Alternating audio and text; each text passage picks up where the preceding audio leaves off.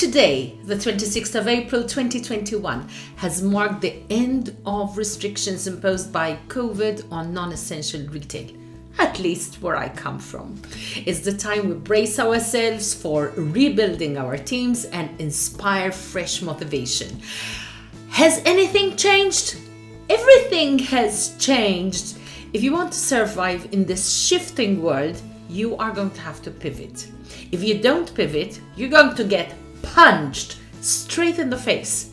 Your resources are already weak from being indoors and not working as a team. So if you want to build your team fast, watch this video, take my 10 action steps on how to motivate your team and get results. And I have to tell you one thing, this video is only for action takers. Hi, this is Mariella from E-Cono-Me, the place to be if you are an entrepreneur, a content creator, or else a leader. And in today's session, we are going to be discussing the 10 best strategies on how to build your team. Stay tuned.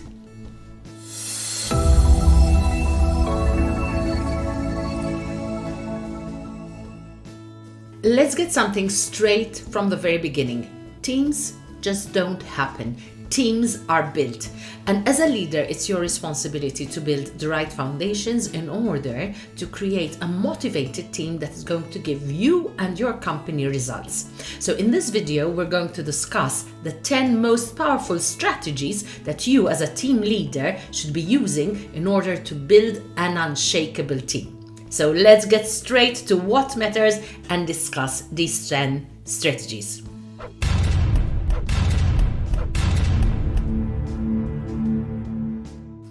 Strategy number 1. Your vision and your mission must be very clear. What do you want to achieve? What are your challenging and inspiring goals that you want to work on together with your team so that you will arrive at your goalposts? How would you like your clients to perceive you? How do you want people to talk about you and your business? If you were a client of your own business, what would you be looking for? How would you recommend yourself to your business? So, what do you need to do in order to get your team together and to see how you together perceive this business?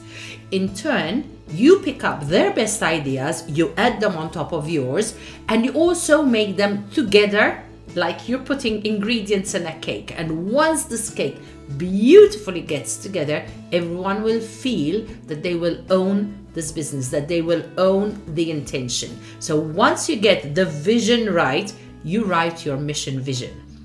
Now, you turn your vision into a mission because it belongs to every single person of the team. In fact, the fact that everyone has contributed to the greatness of your vision, it becomes something that belongs to each and every person of your team. It becomes their mission. And number 2, over-communicate with your team. If you want your team to feel they belong, you can only make one mistake, and that's to keep them in the dark.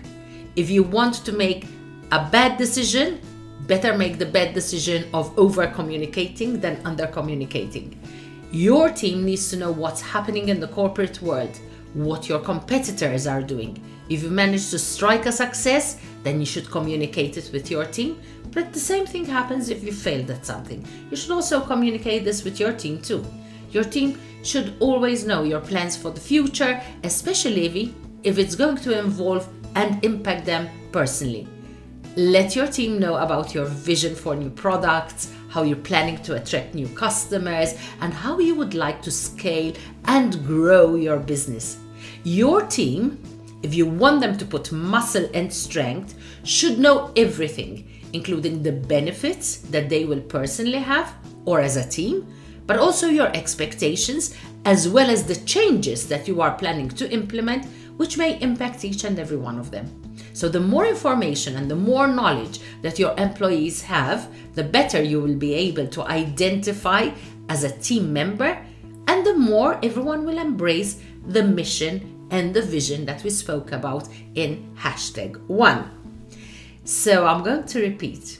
If you are going to make a mistake, make the mistake of saying too much rather than saying too little. If you keep your team in the dark, your team will not feel as though they belong to a team, and in turn, they won't come forward with their own problems, with their challenges, and with whatever it is that they will meet in the organization.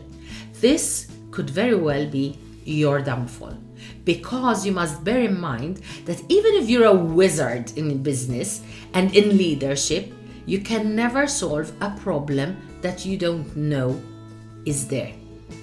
This is automatically going to bring me and lead me to the third principle, and that is you have to be approachable. If you don't make your team members feel that they're comfortable coming to you with their problems, if there's a breakdown in communication, then this can easily be the death sentence of your team. Yeah, I will repeat that. This could easily be the death sentence of your team. You heard me right. And as I said just a few moments ago, even the best team leader will never be able to correct a problem that he or she doesn't know exists. Therefore, being approachable is extremely valuable and very, very important. You are the source of ideas. You are the resource.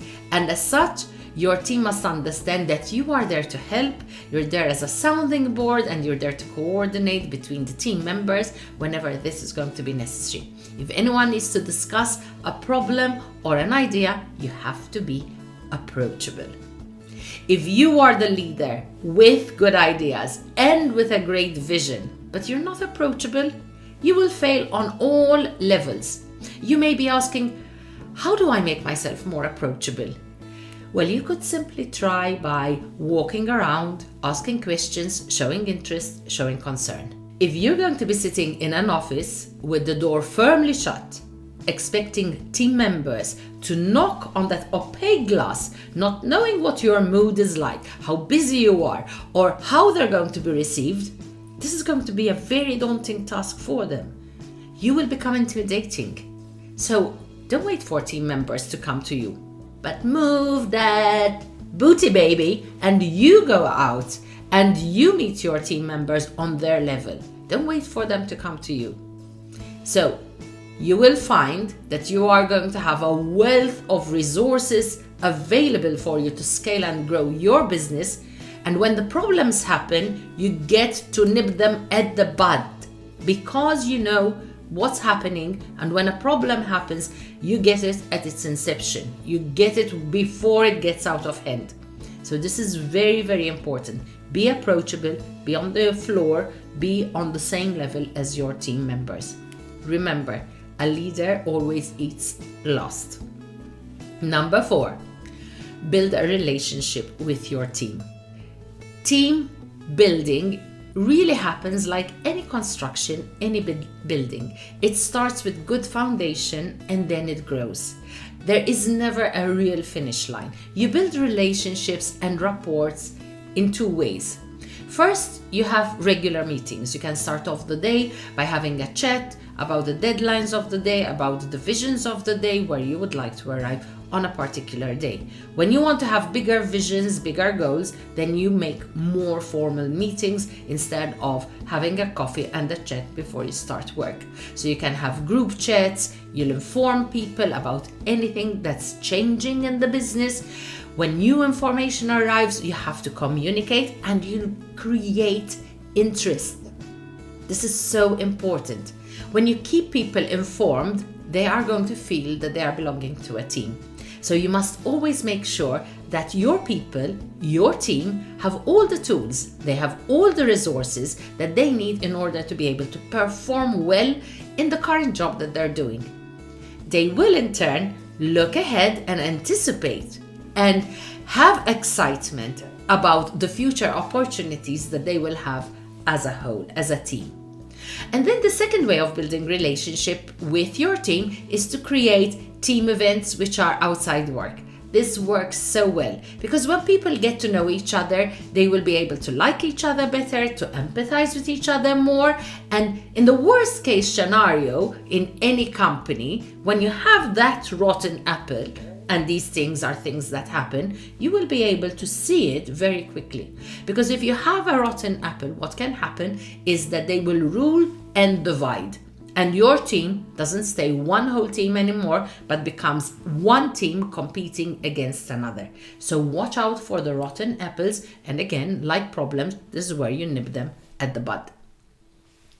So informal and off-site meetings are the best way for you to engage and to be able to suss out who might become the rotten apple and who might be conquering and dividing. You might also understand that there is a beautiful rapport between all your members, all your team members, and then you can sustain and grow it. So encourage team members to enjoy themselves and to get to know each other in such meetings, because you, as your leader, will be able to visualize, and the value that you will get from a united team cannot be quantified. Number 5. Know how to delegate what and to who. I will repeat this. Know how to delegate what and to who. As a leader or the owner of your business, you may feel that you are the expert in everything, and that's probably true. You may also feel that no one can do the job as good as you, and that's probably also true as well. But if you're a good leader, you will quickly perceive the qualities of individuals that are unique. And this is how you decide what tasks are best channeled to the best person. The people are all unique and they all have special qualities, and you should be the leader who understands what needs to be channeled at that particular person. You have to remember that people enjoy doing what they feel they're good at doing. And if you channel what they're good at doing, they will not only become brilliant at what they're doing, but they will also give you results.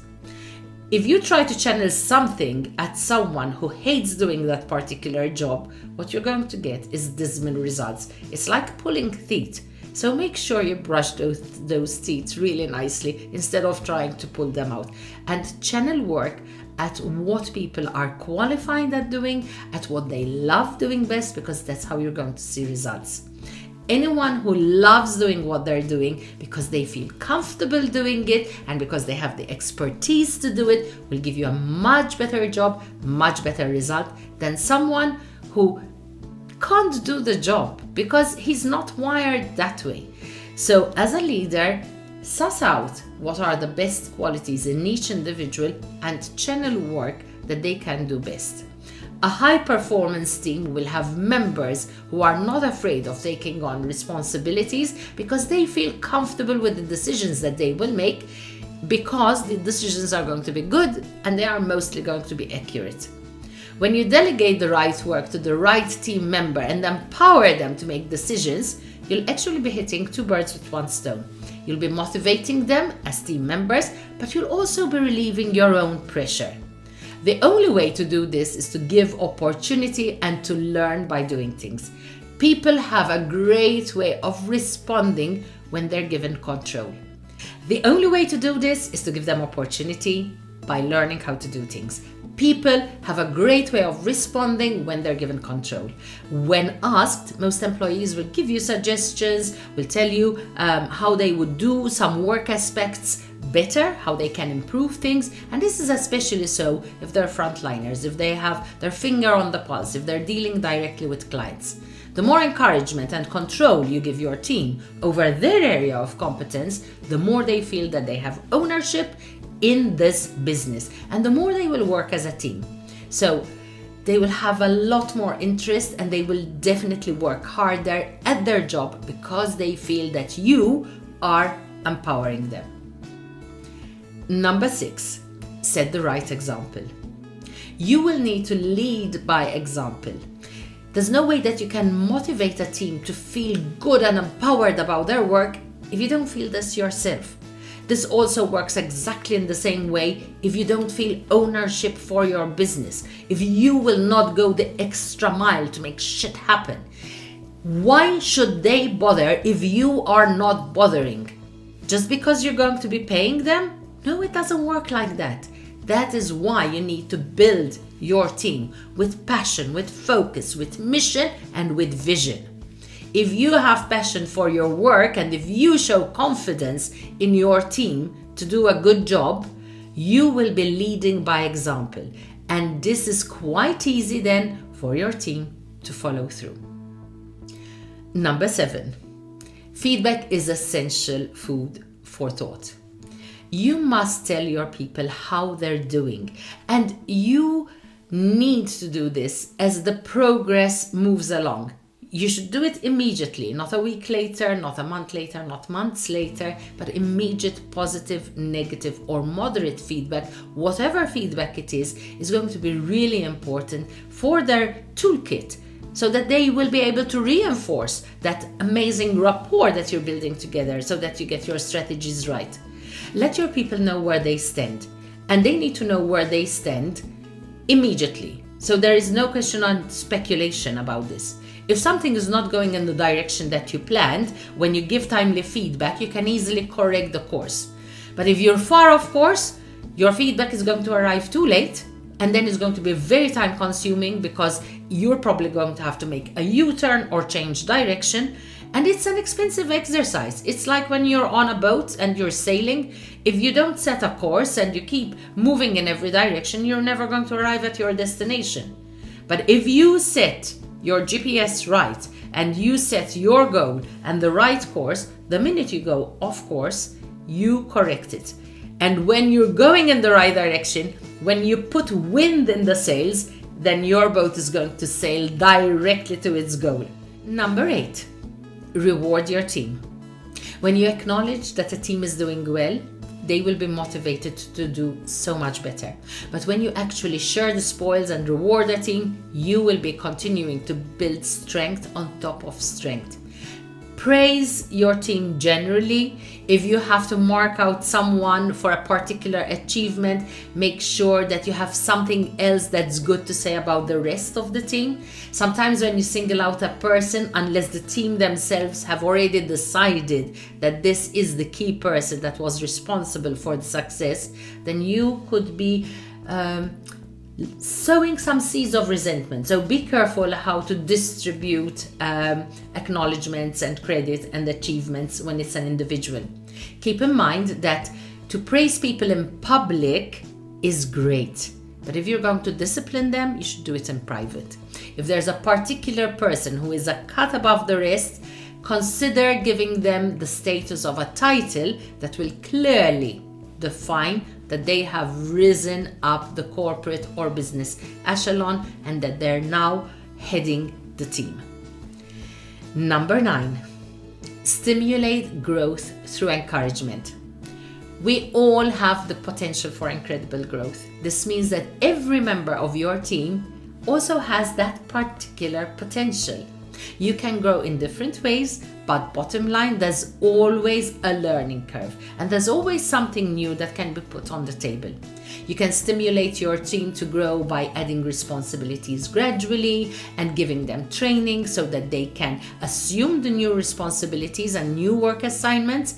You can also motivate your team by giving them benefits from seminars, from workshops, from courses, from books, from articles that you've read yourselves, which you discuss, in order to fine-tune their strengths, but also to address any weaknesses that they may have. This is particularly important. So you must remember that your team needs the resources and needs the tools in order to be able to execute their work with professionalism, and so that you can all see results. And finally, for number 10, celebrate accomplishments. When the going is good, the good gets going. So before you would say, if the going is tough, the tough gets going. But it's also when the going is good, the good is going. Share good news. Make time to have small parties. Make time to celebrate together. Make some noise. Let the team know that their effort has brought a new win and has reached a new target. We've all been confined inside and in closed spaces for so long that coming out of COVID and celebrating meeting up again in person and rebuilding our teams is a huge achievement on its own. Thank you all, frontliners and health authorities, for making our health your priority and our priority. But it's time to meet and greet, and let's do this again as a team. If you're still with me so far, it means the subject has interested you, and I am going to throw in a bonus tip to thank you for your attention. So strategy number 11, be inclusive, be royal, use the word we and never the word I. If you want your team to work, make it about your team and not about yourself. When you refer to third persons about your work, your goals, your achievements, your business, you have to be inclusive, and you always have to address that we have hit our goals, we have hit our targets, we have managed to achieve this, this, and that. It's true that your team is there to help you achieve, but it's not about you. The business is about the team that you have built. Remember, leaders with egos are the ones who fail first. In his amazing book, Simon Sinek says that the leader is always the last to eat. So I will go further and leave you a link for Simon Sinek's book right below, because this is a book that if you're interested in ideal leadership and to really know how to build a team, it's a book that I would definitely not miss out on.